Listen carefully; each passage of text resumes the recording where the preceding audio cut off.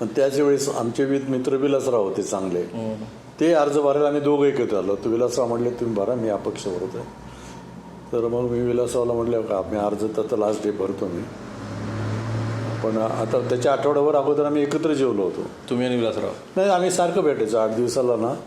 विलासरावबरोबर सतत भेटायचं राहायचं. विलासराव, गोपीनाथ मुंडे, विलासरावमुळे गोपीनाथ मुंडे मित्र झाले होते, सुशीलकुमार शिंदेमुळे विलासराव मित्र झाले होते, हे सगळं. आणि सुशीलकुमारवर विलासराव नाराज झाले की मला तिकीट आणलं आणि त्यांना नाही.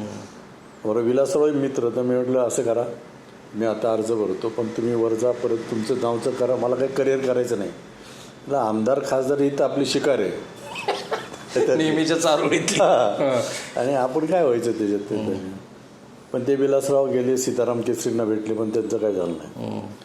आणि मग पुढे तेव्हा विलासरावांना पक्षात पवारांचा विरोध होता की कुणाचा विरोध? सुशील कुमारची त्यांची नाही, त्यांचं काय दिल्लीला काय होतं, दिल्ली काय करते नेहमी BC किती, OBC किती, आमके किती, एकाच आडनावाचे नको.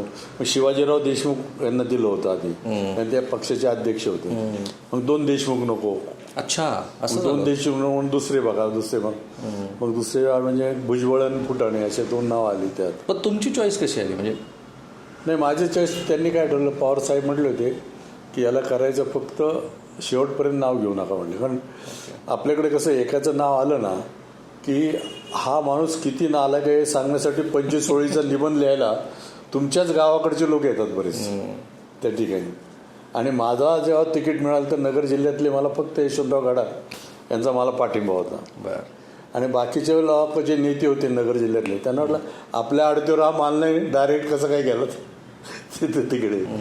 त्यांच्या आडतीवर जावं लागतं ना कुठे जायचं असेल तर. त्याचा अर्थ तुम्हाला कळला का? पण आता आपला शब्द आहे ना तो.